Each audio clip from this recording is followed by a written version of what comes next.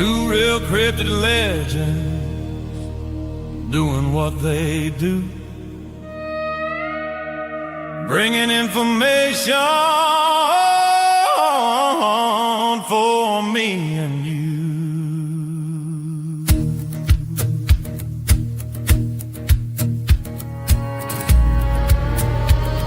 Ron Morehead and his Sierra Sounds, Darrell, Denton, the Tennessee Bigfoot man, along with Michelle, Desrochers, bring adventures across this land. So much information brought to you each week,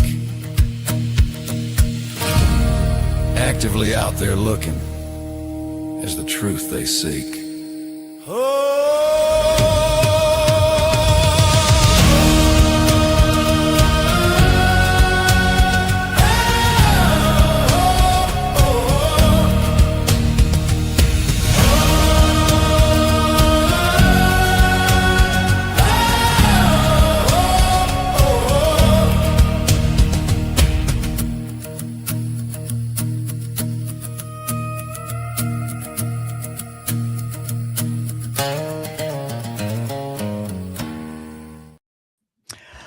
Welcome, everyone. Hello, hello, hello. Welcome to Two Real Cryptid Legends with Darrell Denton, Ron Morehead, and myself, Michelle Desrochers, your moderator, host, and segment producer. And of course, I am not starting this segment without sending a huge thank you to Scott Hunt for the amazing intro. I will say it forever because I love it. So anyway, thank you, thank you, thank you. We are broadcasting live here in United Public Radio Network 105.3 FM from the Gulf Coast, 107.7 FM from beautiful New Orleans. So without further ado, the gents. Hello. Good evening, Michelle. Good evening. How are you guys? We're just dandy. Great to see you. I'm glad to see my brother Ron. He's been traveling for a week and he looks refreshed compared to what he's been through. Well, I still got another day to go. Well, that's a good thing, brother. Can't wait to see you when you get here. And Michelle, thank you so much for all your contributions to what you do for us. The honor is mine. I cannot be more pleased. The honor is ours. Aw, we could just kill a good 10 minutes with this back and forth. But I love you guys. I love you guys. We love you too. And, we've got two really good guests tonight that I think people are going to enjoy hearing about their forest people, Bigfoot family that they regularly gift, and they've had a lot of experiences with close to their home in the LBL of Tennessee. No, we know how that place is. Land between the lakes of Tennessee and Kentucky, and they are in the Tennessee area. So looking forward to having them, and glad to be with my two teammates here, my brother Ron and Michelle. Thank you. Thank you. And without further ado, let's bring on our special guests, Dan and Barbara Joyner. Hello, how are you? Welcome. Hey, Dan and Barbara. Hey, Darrell. Hey, Ron. Welcome. Thank you. No, just big thank you to everybody in chat. You guys are all just lining in here. So again, I just want to make mention, if you have questions, I will. You're very welcome, Scott. Thank you. Anyway, I will. Scott, we appreciate you. We do. I will put on all of the. I will tag any questions. You guys can do the same, but we go to the beat of our guest's drum. So without further ado, take it away, Darrell and Ron. All right, sounds good. Daniel, you and Barbara kind of want to give us a brief summary of how you got into all this? Yes, we're both retired now. I've been retired since 2019, and Barbara was going to retire in 2019, and that's when I decided I was going to retire, and she went on for a few more years than me, but we moved down here on the lake in 2012. I was 49 years old, and I wanted to be on the lake by the time I was 50, so I beat my goal. And, it's just a quiet part of the lake. we're the last bastion of civilization for 43 miles until you get up, just south of Grand Rivers, Kentucky. Right. And we built a deck back in 2014, and it's facing the lake. And our experiences began in 2016, so 10 years ago. We've been living with these people since then and around them. And our first experience, these people are as varied as we are. There are mean people in our world, and there are nice people in our world. And in their world, there are mean people and there are nice people. And we live on, I don't know what you call it. I guess the border between our world and their world is kind of where we live. Their world is across the bay from us, and our world is over here. In 2016, it was the spring of 2016, I was down on our deck. It's a nice deck. We've got a bar down there, and it's covered halfway with a roof, and then open on the side facing the lake for half of it. And we had cable TV down there. It's now internet TV, and lights. And, I'd go down there and to enjoy a cigar and sit down there and listen to, 70s and 80s music videos and, just relax. And I was down there in the spring of 2016, and I heard what sounded like, I didn't know what it was, because there's water behind us, and there's no trees over the water, but I kept hearing things fall in the water that were large, dense objects, like rocks, like a bowling ball sized rock. And they would land out in the middle of the bay behind me, about 125 feet behind me.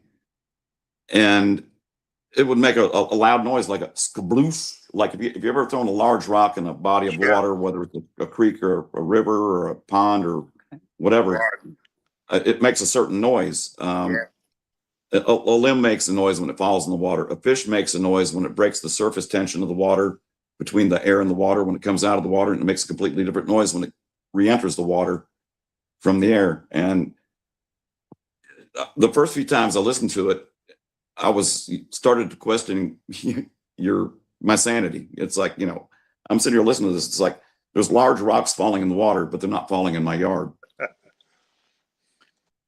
And so I heard this for, I guess, about 6 weeks before I told Barbara about it, because I thought if I told her about it, she'd think I was nuts. No, I'm serious. She's over here laughing, but I didn't tell her for like 6 weeks. I heard like a half a dozen times, and I have an engineering background, and it didn't make any sense to me. It wasn't logical. So it wasn't long after that I began hearing tree knocks. And I told Barbara, after the rocks being thrown in the water, I said, I think we might have a Bigfoot. And then when I started hearing the tree knocks, and then she started hearing them, I said, I think we have a Bigfoot. And then that's pretty amazing.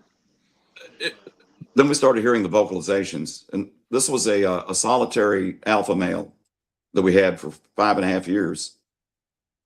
And he'd come around about every 2 weeks, but when he would vocalize, and he didn't do it often, but when he did, it was something to behold. It would raise every hair up on the back of your neck, your arms. Anything like that in my life, and it's not a pretty sound. It was scary. Well, it's probably a little frightening too when you hadn't heard one before. Yeah. No, yeah. I never, thought about them being here, because I grew up here and I hunted, I fished, I hunted ginseng, and I never had any encounters, never saw anything out of place. And the Stewart State Forest was in my backyard there in Carlisle, along with Cross Creeks National Wildlife Refuge. And I spent a lot of time out, in the woods and the water. Now, when you heard the first vocals, was it in the daytime or the evening or at nighttime? It was at nighttime. The solitary alpha male was a nocturnal guy, so he was awake at night and he slept during the day. Okay. Was it a yell or a scream, or was it a type of chatter? It was a scream. It was kind of like a primal scream and roar at the same time. but it sounded like his lungs were like 255-gallon barrels, Ron. It was like, it went so long. It was longer than, like 20 seconds. It would sit there and howl at one time, make that noise. That's And pretty I got amazing. on, I got online to try to find anything that sounded like it. She did. And I finally did, caught an audio, and when they told me what that was, I was like, oh my gosh. And that was exactly what it sounded And like. it was recorded in the LBL, what she was listening to. She listened to like a dozen recordings and found this one. And I kept staying out there and listening to him howl and do his primal scream while she was in here looking. And then she found it and came out and got me.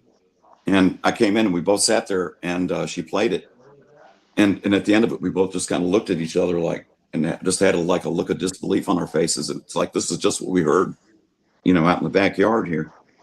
And it's not a terrifying noise, but it's one that will, it's a surreal sounding noise. It's like nothing you've ever heard. I can imagine how that would probably make both of you a little bit on edge because you didn't know what to expect. Right. Yeah. But this guy came around every few weeks and he'd throw rocks at me. He didn't like me. I never knew he was there until he started throwing rocks. And then I figured out, we got something over here throwing rocks at me. And I finally, after about 6 weeks, put 2 and 2 together. It's like, we got a Bigfoot here. And that's pretty amazing. It really is. And how long did that go on? 5.5 years. Wow. He threw rocks at you for 5.5 years. I was Big gonna rocks. say, a very good story, huh? Not the one night Oh my God. when he chose you. Oh, well, but I told my wife, I said, out there in the middle of that bay right there, I said, there's a big pile of rocks somewhere. Because he threw rocks at me. And Barbara kept saying, she's like, where does he find these rocks at? I said, the woods are full of them, the shoreline. But he must have, because he threw 4, 5, 6 at me at a time in a night. And, so I guess he would go out and gather rocks and put them over there on the shoreline across the bay and then throw them at me.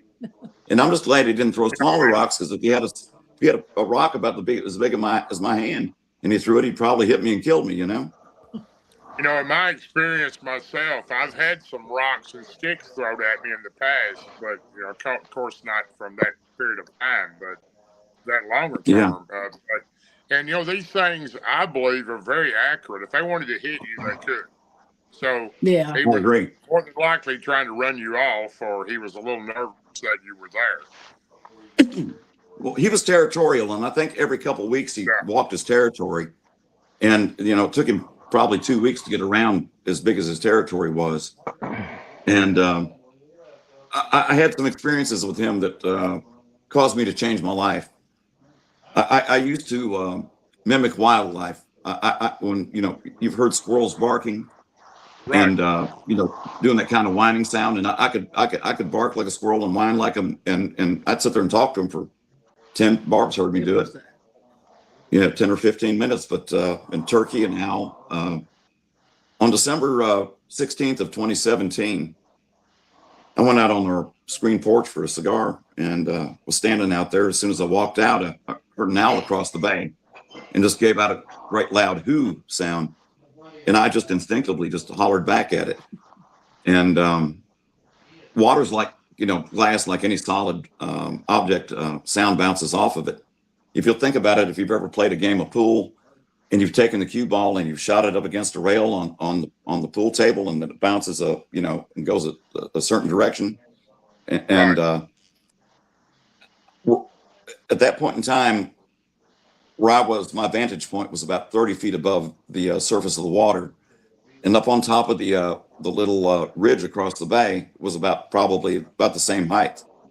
And that thing, I did not know. I thought it was an owl, and I hollered back at the owl. And a second and a half later, the woods erupted across the bay, and something was coming down that ridge, and it was knocking trees down and breaking large limbs. And I heard no other noise other than the limbs breaking and the trees getting pushed down, and it was coming towards me. And I you know, I have experienced the owl calls so many times. They are the best mimicking creatures I've ever seen, and I never knew that until I never knew that until Martin Groves came and visited us in 2024. Martin and Steve Causey and Dewey Edwards, and yeah, I had no idea that they were capable of doing that. And when Martin told me that, they can even mimic what you say. I've had them when I would leave the area I was in with mine. I would say bye, I'll see you tomorrow, and I would hear them in several directions. Bye, bye, bye. Different, different. They can mimic very well, and I really believe they're the best with the owl and crows. They can do those well too. So we've got crows around here, and I've heard them over across the bay as well. And here lately, I've noticed that the great blue heron, usually when you spook a great blue heron, they get up and they squawk and they fly, even at night. And right. I've been hearing what sounds like great blue heron that don't, when they squawk, they keep squawking. The great blue heron do, and they make that pterodactyl sound, whatever it is that they make, and they go on, But I've been hearing these squawks where it's just one squawk that sounds like a great blue heron, but they're not moving. They just sit there, and I'm wondering if they're mimicking those. I'm sure they can mimic anything. I've been in the woods, deep in the woods before. I mean, with nobody around, and I've actually heard help, and there's nobody anywhere. And for an example, Ryan, my partner there, he was in the Sierra Mountains where they had the Sierra soundscape, and they even heard car doors slamming, and they're 8 miles from the nearest area. So what we don't know is the scope or the frequencies that they can reach. We just know that they're outside, inside, below, and above, all over the range of humans. They can go way outside the human range and inside the human range. So they do have a language, according to what I'm hearing and what I'm studying. Or Dr. Bill Lieberman said only humans have that. So that means there has to be a human component to these things that are making those types of sounds. But we just don't know the scope of their range. We just know that it can go. I think they can reach unfathomable sounds, infrasound and ultrasound both. And so they puts them in a great spot to be able to mimic just about anything. Speaking of owls, I thought I was recording an owl one night up there in the Sierras, and as soon as I turned my little tape recorder on to tape it, it turned into a squeal, and that alerted whatever the owl was. It wasn't an owl. It started to turn into Bigfoot chatter. Yeah. So they can mimic just about anything, according to what I'm seeing in my studies. It's remarkable. One of the things I noticed about some of the vocalizations with the ones we have here now is I've heard where it sounds like they almost have two vocal cords, where it sounds like you have two different sounds coming out of the same throat, and it's amazing what they can do. Well, we have two. Throat singers do that in Tibet. Also, they probably have more than two. That's what I've been told by a language specialist. It says they have to have more than two vocal cords to be able to do the sounds they make that are outside of human range. So yeah, we're never going to know until we pick one apart and cut open his throat. I guess I don't know. I guess so. But I think they got to have more than two. Anyway, when this guy charged me that night, it was probably 10 or 15 seconds that it took him to hit the water across the bay. When I hollered back at the owl, what I thought was an owl, the sound likely bounced off the water and then went back up the hill towards him where he was. And I think he thought that I was on his side of the bay, because he was surprised. I didn't know what was going on. I just knew something was breaking stuff and pushing trees over, and it was coming towards me, and it was coming fast. And I had all kinds of things going through my head. I remembered back as a kid when up in Eddyville, Kentucky, some prisoners broke out of the prison up there, and they came down through the LBL and went down to Leatherwood and killed a retired couple down there and stole their guns and their car and their cash. And it was just a bad, so that was going through my mind. And the fight or flight hit me, where it's like, do I need to go in the house, grab a gun, lock the door? what do I need Sure, to do yeah. here?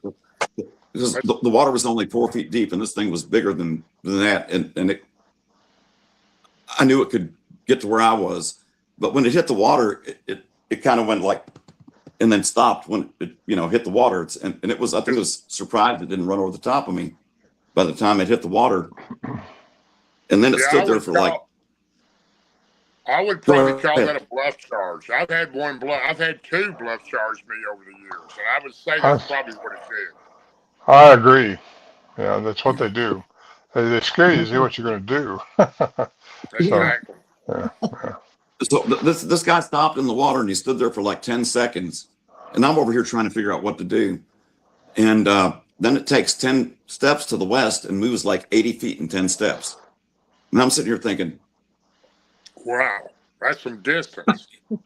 yeah, I need to get a look at this guy. And I don't know if Barbara's awake in the living room or not. I just ran through the house and ran downstairs because I had a Brinkman Q-beam 200,000 candle power spotlight down at the bar downstairs on the deck, and I wanted to see what this thing was. And so I ran down there and grabbed the spotlight and ran to the edge of the deck. And as soon as I put the spotlight on him, he started picking up the pace, moving faster.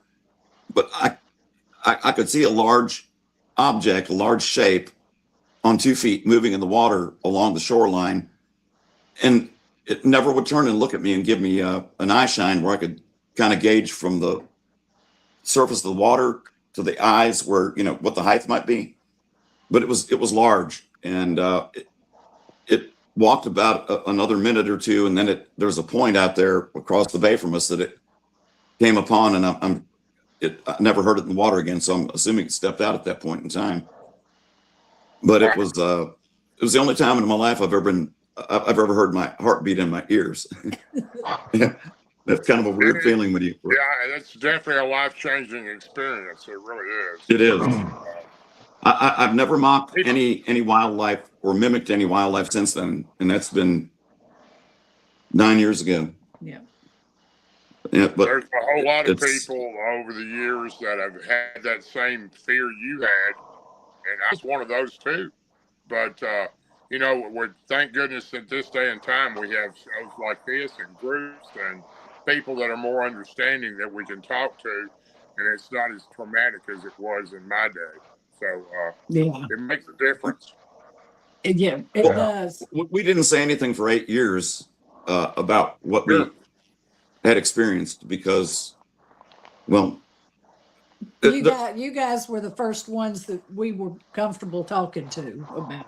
Well, I feel completely blessed to have you a part of our friendship, Martin Groves and Steve Causey and myself, and have you in the group and to hear your story. And I feel very honored to be present at your house last week, and I love your beautiful place, and you showed me where this took place, and I'll let you continue on to what happened to this male. Yeah. Okay. We had him for 5.5 years here. We had an understanding. He didn't like me, and I respected that. And I had no intention of going over on his territory at any point in time, and neither did Barbara. We would not even consider going across the bay. And I retired in 2019, and in July 1st, and it was in the month of July of 2019, and I was down on our deck downstairs. It was like 1 or 2 o'clock in the afternoon. Nice day, and I'm just out there enjoying myself, and a boat comes in the cove.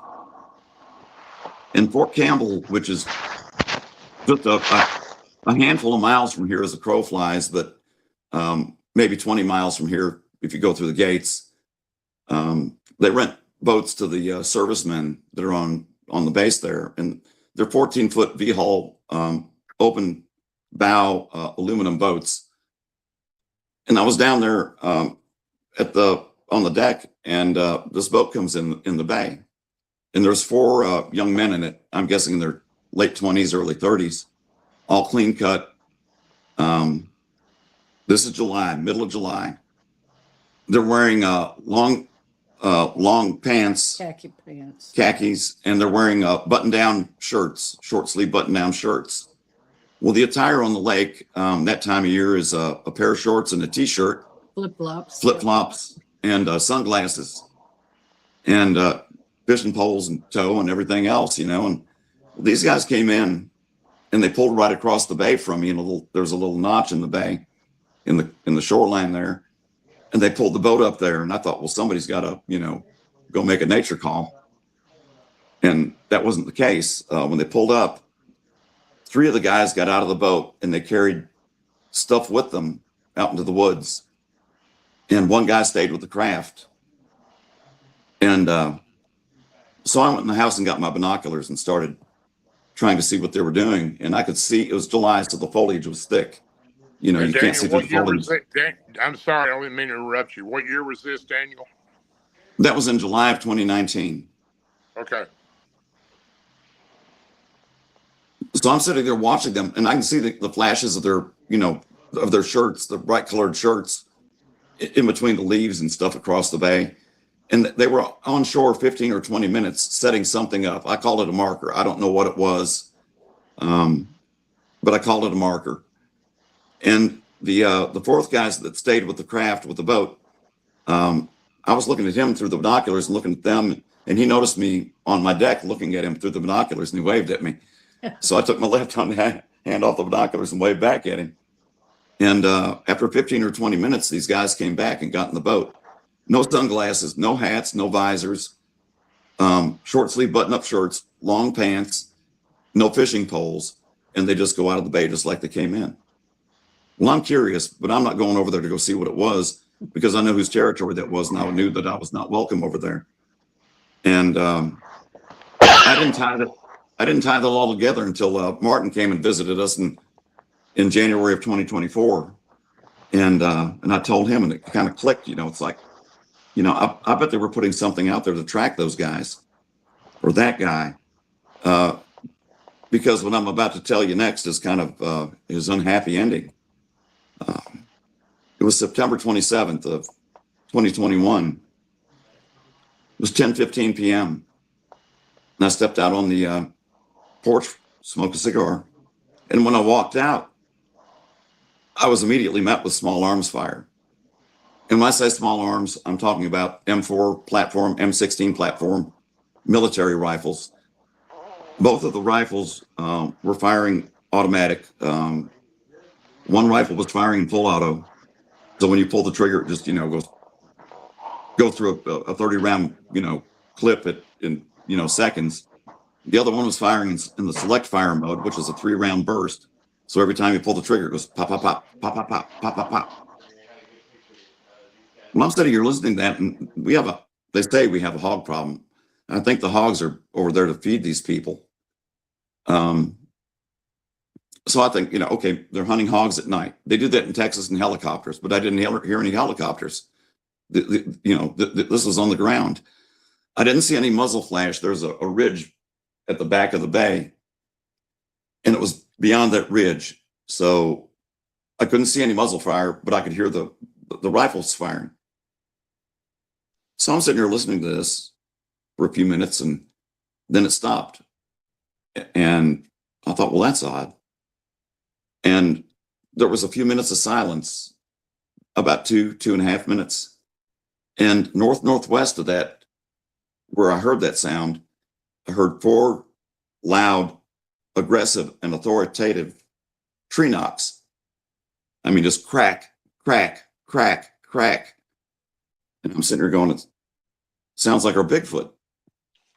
And about 2 minutes later, where I heard those tree knocks, the gunfire erupted again. The same 2 rifles firing, the one firing in full auto and the one firing in select fire in 3 round bursts. And for another 2 or 3 minutes, this gunfire went on. Well, I came in the house and grabbed a pen and a piece of paper, and I started writing things down. And this went on back and forth from one side of the ridge to the other. And this Bigfoot was taunting him. He wasn't afraid of those guns. He wasn't afraid of those people. That was his territory, and he wasn't going anywhere. And a few minutes later, back where the original gunfire was that I heard to begin with, towards the back of the bay, I heard the 4 loud tree knocks again. Loud, authoritative. And then it went silent. 2 or 3 minutes later, the gunfire erupted. Let me ask you The a question. gunfire. Did you Yes. hear a return tree knock? Did you hear No, a I didn't hear any tree return. knock from the area? I heard no return tree knocks from the area. Nobody else responded. I don't know if he was Okay. warning other people in the clan that were around, you know, what was going on. Right, right. I know that they can count. And the number of knocks is significant to them. And I don't know if there were as many rounds as these guys dumped in the 30 minutes that I listened to it, and it was going on before I walked out the door. So I don't know how long it wasn't a gun battle, it was a murder, because the Bigfoot was unarmed and they had the rifles. Oh, wow. Wow. I don't know if the number of knocks, if it was, there had to be rearward operators that were humping ammunition and probably extra barrels, because as many rounds as they went through, I know they had to swap barrels on their rifles or swap rifles or do something. So there was, I would suspect there were 4 operators, 2 forward and 2 rearward. And you know, I've been in the woods a lot of times and heard a lot of tree knocks over the years, and I've never heard a consistent 4 knock. I've never have. I've heard 3 knocks, but never 4. What about you, Ron? I've recorded several types of knocks, rhythmically, mostly when they were trying to contact each other, I think, or say something to each other without talking. But I've also had the very, very defining loud knocks right next to me and don't see anything. And I've often wondered, and it's been suggested too, that that's energy being made. No one's ever seen them knock on a tree, but I know they do knock on trees. So normally they come in series of 3s, though. Right, that's what I was saying. 3. Yeah. I've that's never heard interesting. This was a series of 4 every time. It was 4 every time. And I don't know if he was communicating the number of people that were there. In other words, there were 2 forward and 2 rearward operators. That was my suspicion. I don't know. Well, how sure are you that they were shot? Oh yeah, no doubt. They murdered them, like you said. Yeah. Or did you see any of that going on, or what do you think? Well, I mean, all I could do was just I because just of all the shooting. heard it. I just heard it, but they were chasing the knocks, so they were chasing the Bigfoot back behind that ridge, back and forth. Okay, so the knocks were coming from different places. Well, but it was the same Bigfoot, and he was moving. In other words, he could have left them at any time and run off, but he was going to stand and fight. This guy was a bad guy. He was a tough guy. They were not going to run him off his territory. Yeah. He wasn't going anywhere. Sounds like I'm guessing he was probably the alpha male, probably taking care of his clan, taking care of his family or clan. Yes. But what happened is that I walked out at 10:15 p.m. and it was already going on. And I heard the final shots at 10:45 p.m., 30 minutes later. But the final shots did not come from the M4 platform, M16 platform rifle. It came from another automatic weapon that had a slower cycle rate, and it sounded like a bigger bore, like a shotgun. And it was something I was not familiar with, but it sounded like it had a 7-round capacity, and it went boom, boom, boom, boom, boom, boom, boom, and then it would stop, and then it would start again. 7 rounds, large bore firing, and I think that's when they had him on the ground and they were doing the kill shots on him, and it was like a gut punch, you know. We weren't friends, but we were friends. He kept the coyote away. We never heard any coyote when he was around. So after this incident, there's no more throwing rocks at you or nothing else going on? No, for 29 months. Well, our neighbor said I had told him about it. In 2023, she told him about it. And he said that he had a friend that knew that they had flown one out of LBL. South end. Out of the south end of LBL. And when I told him when it was, he said that lines up exactly with when he said that they had done that. Okay. And Barbara came back and told me, she said, you need to go and talk to our neighbor. And so I grabbed my notes from that night and I went over and talked to him. And he said, so you're writing this down? Is this going on? I said, yeah, I heard the whole thing. You know, they murdered him. They came and killed the guy. And he said,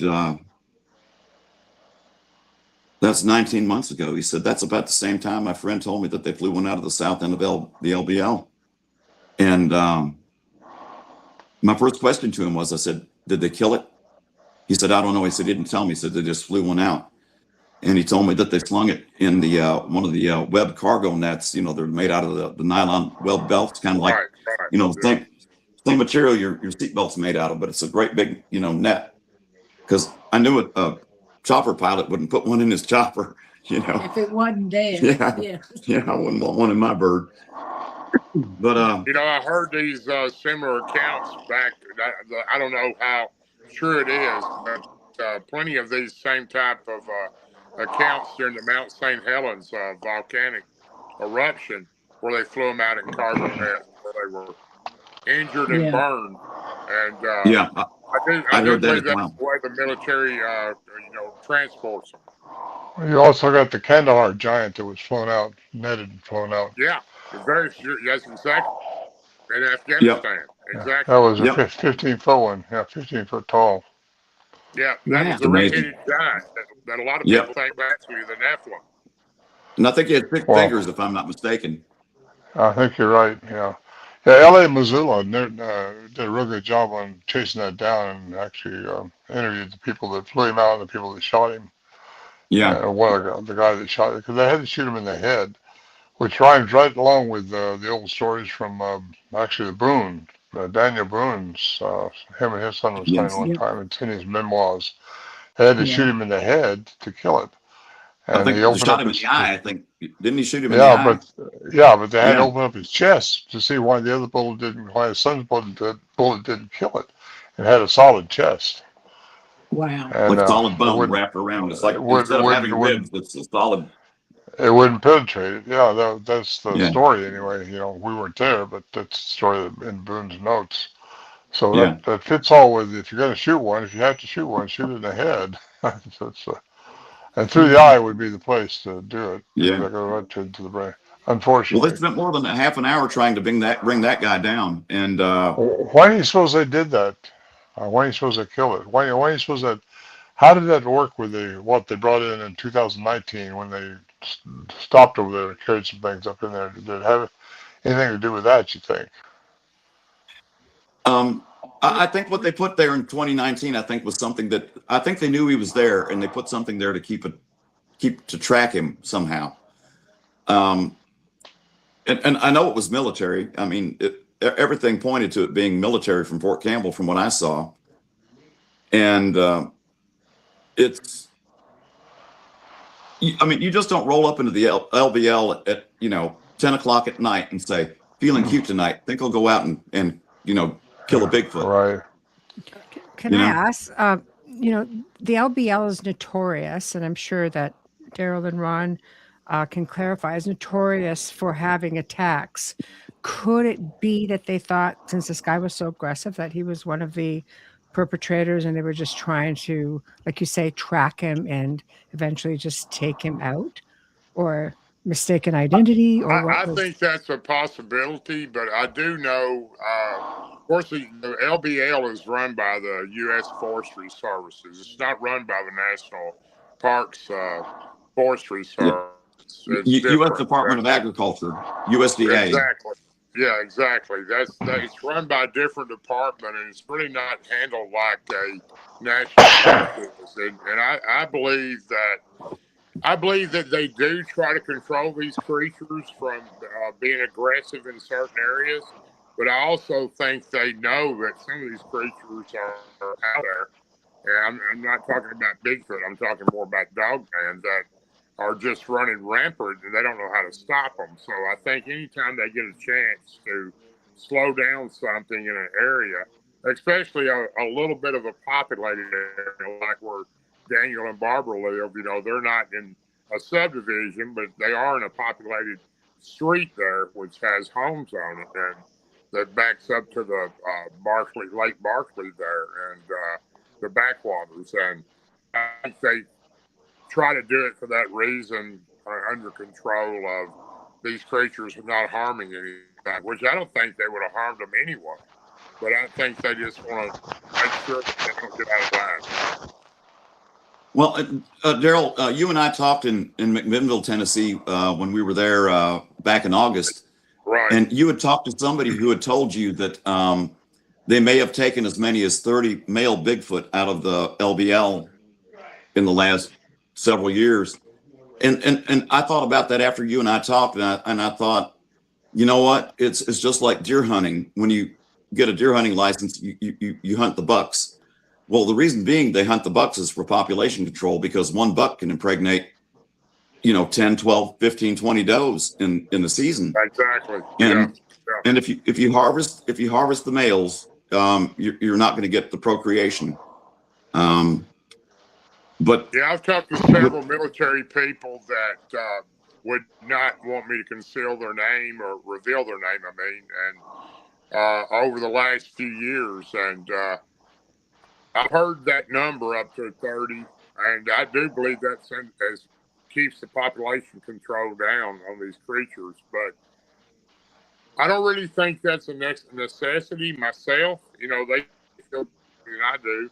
That's obvious, because these creatures aren't really trying to harm people. They're just trying to be left alone. So that's exactly right. And they know that you're. I don't agree with it at all. I don't believe in killing anything. It's not trying to harm. No. The worst thing that he did to us was throw rocks at me that landed harmlessly in the water. Right. And he could have done a lot worse. If he'd have picked up a smaller stone and thrown it at me, he could have killed me. But he didn't. I have no doubt these creatures have the accuracy to throw a rock and hit you upside the head if they want to. Yeah. Go ahead, anyway, that's okay. I just never mind. I was going to talk about a rock throwing thing that I went through, but it doesn't really matter at this point. They do throw rocks, but they don't try to. At least they don't usually ever hit anybody with them. I think they really could if they wanted to. And what I was going to ask you is, did anybody else? There was nobody else around you, people. There was no neighbors to speak of that could have reported these things throwing rocks also. Or was nobody lives here year round other than us for the last. How did the military know they were in that area? Is what I'm wondering. Well, the military is just 10 miles away across the river as the crow flies. Fort Campbell is there, and so and there's also, our neighbor told us that the friend that told him about flying the Bigfoot out said that there's a large game trail that runs through the LBL, and across the river from it is where they go and they get on Fort Campbell, where there's 177,000 acres in the LBL, and over at Fort Campbell there's another 107,000 acres. So they got nearly 300,000 acres, to procreate, proliferate, and do their thing on. A lot of land. There's been quite a few accounts. I don't know how true they are, but I don't mind telling you, there's Charlie Raymond had, he and he is over the Kentucky Bigfoot Research Organization, and he actually come to an area that I had Bigfoot on, me and a friend of mine did, and researched and camp out in our area back in 2018, and he had an account where a dying military soldier told him of an account of an actual Bigfoot family being killed on Fort Campbell base. So I don't doubt that doesn't happen on a regular basis, where people are trying to maneuver or practice what they do in war games or war skills, and they take these creatures as a threat, where you and I don't. But I know that they're not out to harm anybody. They're just trying to protect their families, and they're trying to be. A lot of them are very protective of their area. Well, our new ones are. The most dangerous thing in the world is an animal that's trapped, or a mother protecting her young. You don't want to be perceived as a threat to either one of those. And that's understandable. That's just like people. We don't even harm our babies either. So now they are people. People don't. So They are people. They are a people. They are. They're not human beings, but they're beings. But they're a lot like us, but just a lot bigger. We share a lot of hybrid. A human hybrid, 100%. They share a lot of things with us. Well, go ahead. We went 29 months. Go ahead and continue what happened next, if you don't mind, Barbara and Daniel. Okay. Well, in 2024, Martin Groves and Steve Causey and Dewey Edwards and another investigator came and visited with us, and we told them about our guy that they came and killed that we'd had for 5.5 years. And it was like a gut punch, you know, when they killed him. To me, it was. But what was so funny is 39 days after they visited us was on the day before Barbara's birthday in February. It was February 18th of 2024. And Barbara and I were out on our screen porch, and our little puppy, our old guy, he just crossed the Rainbow Bridge, but he was barking, and we were standing out there, and all of a sudden we heard this real loud, louder than a human, but sounded like a human whistle, just monotone, loud whistle. And the whistle would last like 7 seconds long, and then it would stop, and then it would repeat again. And Barbara looked at me, she said, "What's that?" I said, "I think somebody's moving in." And sure enough, we came to learn that we had a mama Bigfoot, and she had a set of twins that were, I suspect they were probably only 2 months old at that point in time at the most, because she hadn't taught them to how to communicate verbally yet or anything. And so I believe when you reached out to me last year and wanted to know what I thought this recording was. Am I it correct was, on that? yeah. These are the same ones. Did you play that recording of what you heard now? I can. Let me talk a little bit about them first. Sure, go ahead. I'm sorry. Anyway, Mama moved in, and a couple of weeks later, it was 10:30 at night, and I was taking her old puppy dog out for a walk before we went to bed. And I walked out of the house, and it was a Sunday night. It was about March 15th, there about middle of March, and the temperatures had dropped down into the 30s.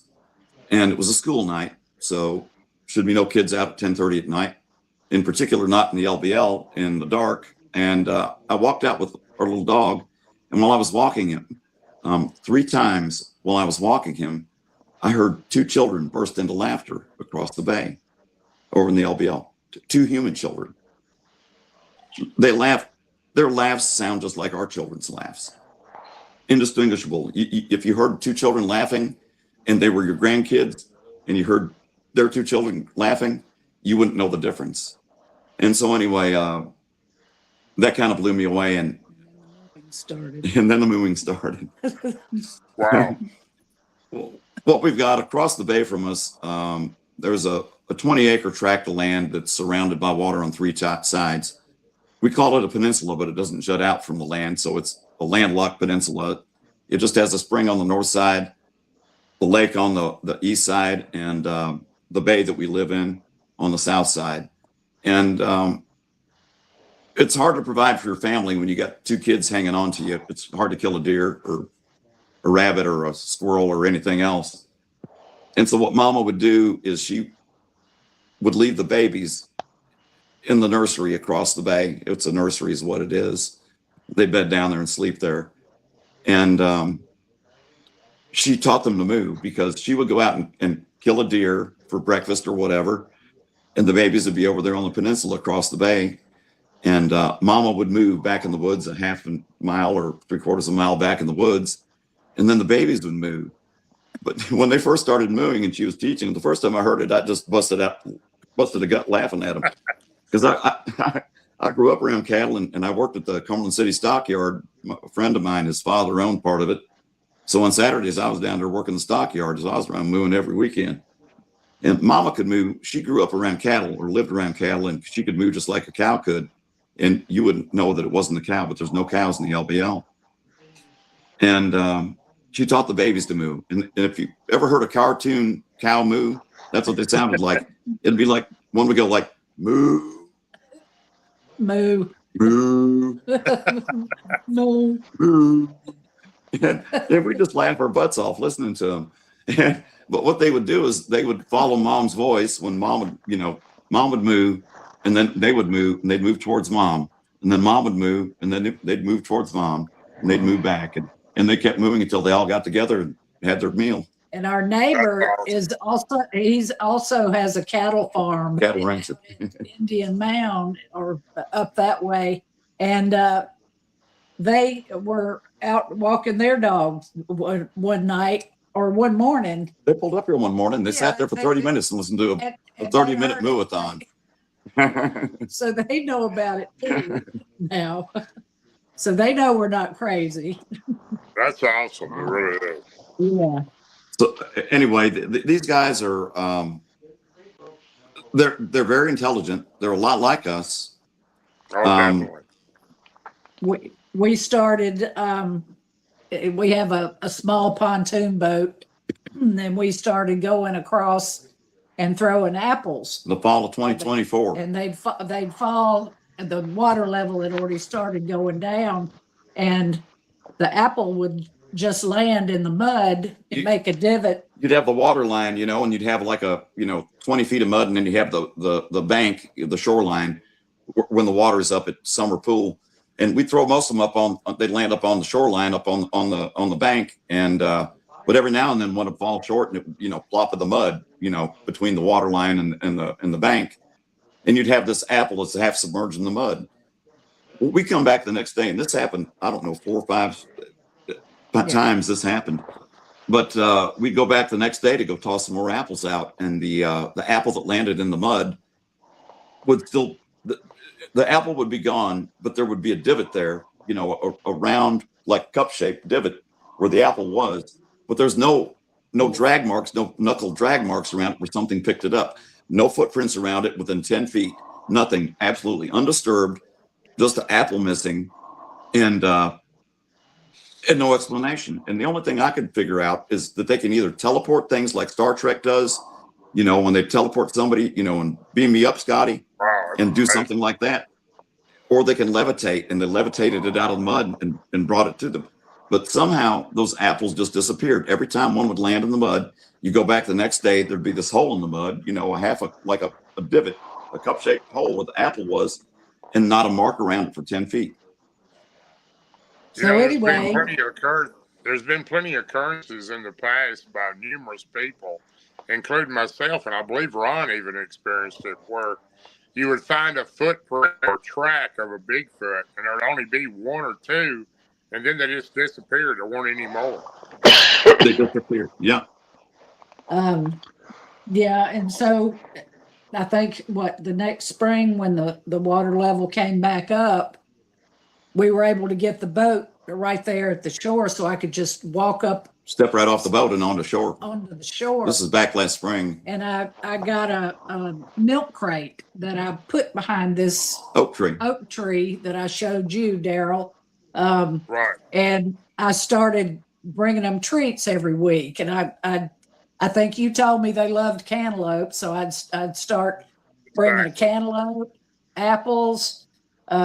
One time I brought them honey buns, and like any kind of bread product, peanut butter and strawberry jam sandwiches, and what? Oh, and no, that was the last time. But anyway, grapes. Oh, they love grapes. Bags, with the Ziploc,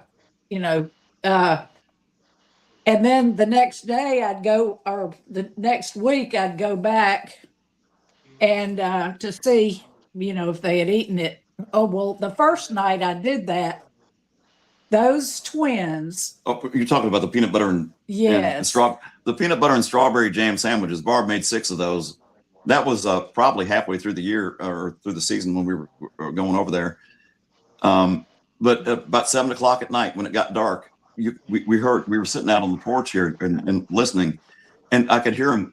You could hear them in the underbrush coming through the woods, and I told Barbara that they're coming. They were so excited. And they got there, and when they got those peanut butter and strawberry jam sandwiches, they were laughing just like children laugh, and they were making like oohing sounds, like ooh, ooh, ooh, and just laughing. And we were both. So, and then when I got back the next week, the only thing left from the grapes were these stems, and they'd put them back in the package. And they put them back in the crate. The grape stems. They'd eat the grapes, put the stems back in the grape sack, and then put the grape sack back in the crate, saying, you can bring us more of these. They are well known for doing that. I used to put an entire loaf of bread out, and they would take all the bread out, and they would leave the wrapper with the tie on it. Yep, that's my milk crate there, that they set it up on its edge. I think they know because I'm old and I'd get tired when I'd get over there with the armload of food, and they fixed it so I could sit on it. So I'd sit there and just talk to them. Never have seen them, and I know where they eat. I know the log that they sit on, but I've never seen a footprint. I've walked because I have to go and pick up all the baggies from the sandwiches and the honey bun wrappers and get all that trash up. But I've never seen a footprint or anything over there. But I know they're there. They know. I drive my Polaris down to the boat dock before we get on the boat. And as soon as I crank it up, I know they hear it. And they know that I'm coming. But yeah, that's just the milk crate with some of the stuff in it. But the last 2 times that I went this year, rotisserie chicken. I took them rotisserie chickens from the Piggly Wiggly, and they, oh my gosh, yeah, they put that sack back in the crate too, saying you can bring more of this. Yeah, bring more, please. But but I'm the only one that's been over there. Well, I've been over there. He's not been on shore. He has to keep the boat so that it doesn't, leave the shore. Yeah. But yeah, I just sit over there and I kind of talk to him, and I haven't seen him, but it's just it's really cool. I thought I'd never ever go over there, but it doesn't bother me at all. I'm not scared in the least now. When the big guy was over there, we wouldn't go over there. But in May of last year, May 9th, I think Mama gave birth, and I have a recording of that. Yeah, I think when you reached out to me, I would love to hear that. Let the audience hear that. Yeah. But I got that on the. I certainly appreciate you reaching out to me with that. I love it. I enjoyed it. Yeah, but that's just real interesting. So I'm not scared. I thought I'd never go over there ever, but now after talking with you all and everything, I have no fear now, and that's crazy. Maybe because I'm old.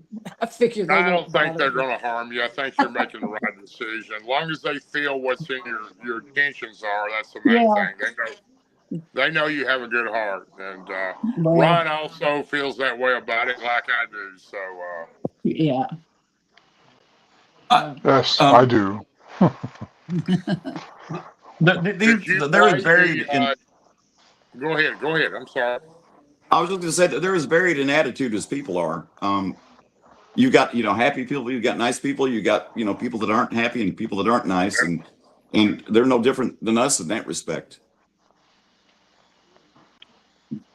Yeah, I would love to have one of those videos. Okay. I'm not sure how good this will work, but I'm going to try to play the one where we're pretty sure that, we know that the mother gave birth because it was 3 weeks later that Steve Causey, and he's got a friend that works out at Fort Campbell, an aircraft mechanic that's a master tracker, and they went over there, and this is the second or third time they'd been over there, but they noted back in late May of last year that the 2 twins, that their feet had grown about another inch on the twins, and they noticed that there was another one, a small one with them, which kind of corroborated what we thought, that the mom was giving birth on May 9th. And I'm assuming that these are they're no different than deer, where a mother gives birth to a fawn and the fawn's able to stand up and walk the very same day. And I think that these forest people are the same way. That they're able to, and they grow much faster than us, I think. But I'm going to try to play the video where mother was giving birth. All right, thank you.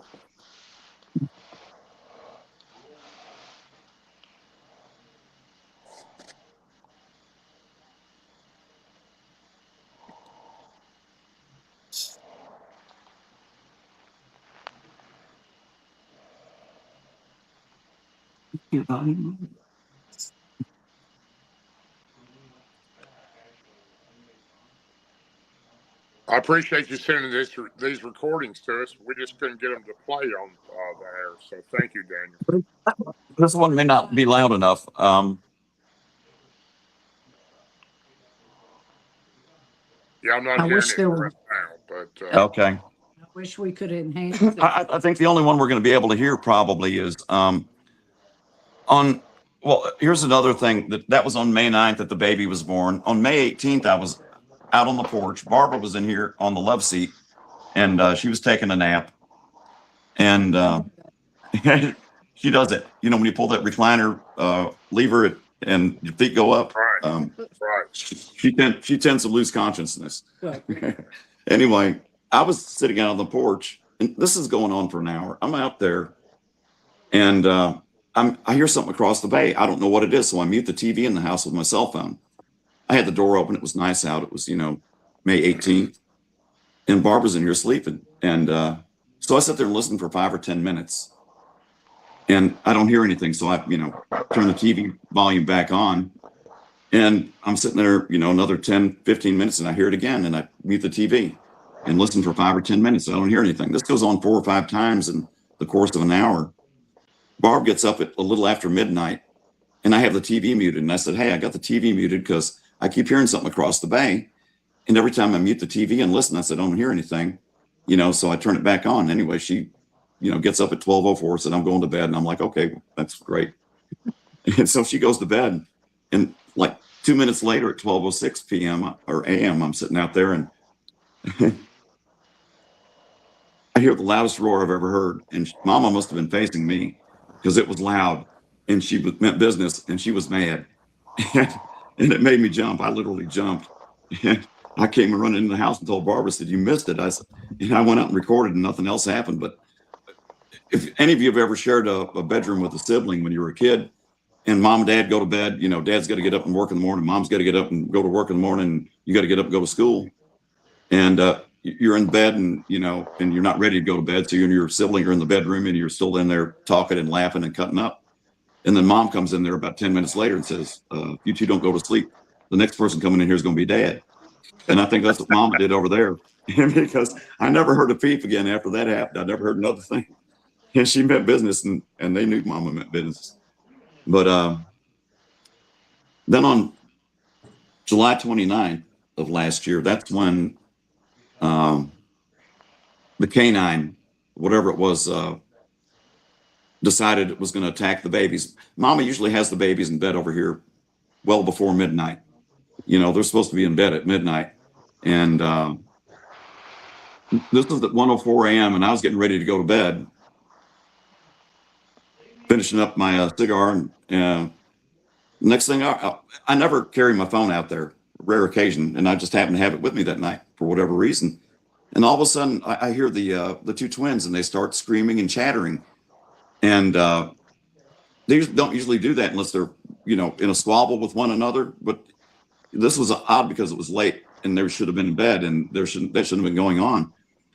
And so I started recording like 4 seconds after I had started. And for about a minute, you hear the two twins, and they're screaming and shrieking and chattering. And after that, you hear a loud pop. And I thought it was a distant gunfire, like from maybe a coon hunter shot a coon or something, a couple miles north of me.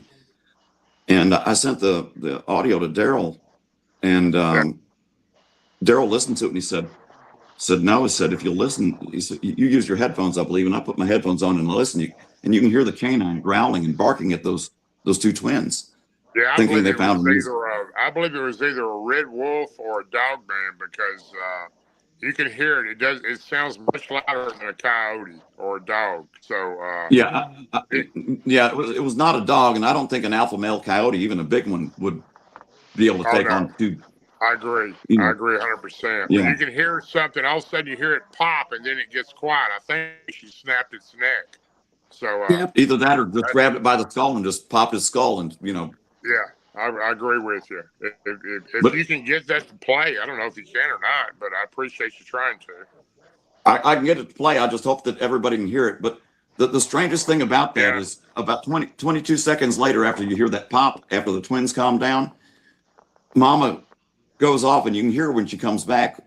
I kept the microphone facing towards where the twins were bedded down, and you can hear Mama coming back into the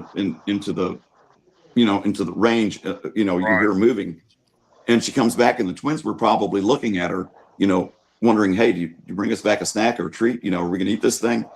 And Mama says 3 words in plain English. She says, I left it.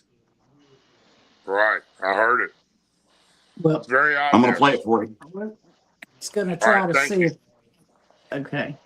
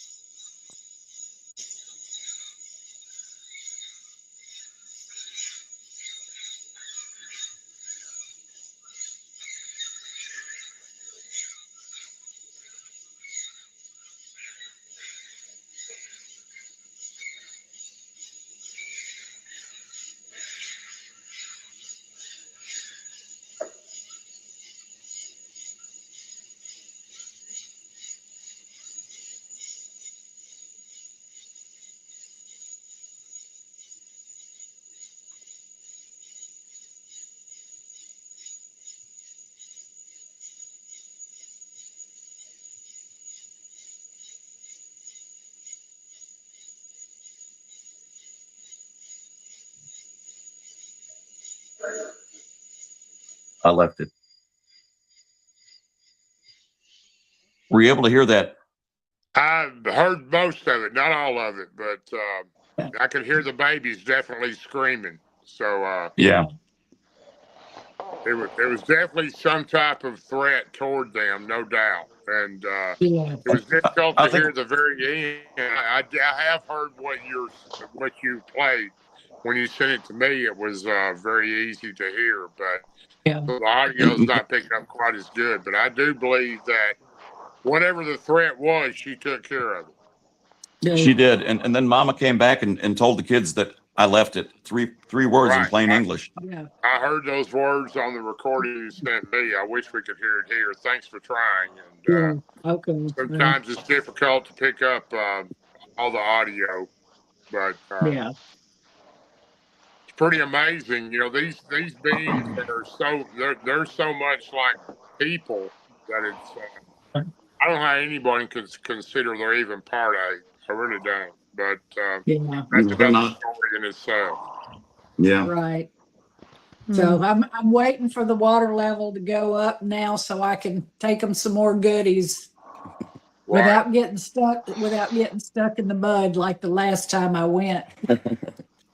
I couldn't move. It's pretty muddy over there with the water being so low. But, Ron, were you able to hear that, Ron? No, I wasn't. No. Yeah. I'll try to send it to you. Well, it's kind of hard anyway. I got a little.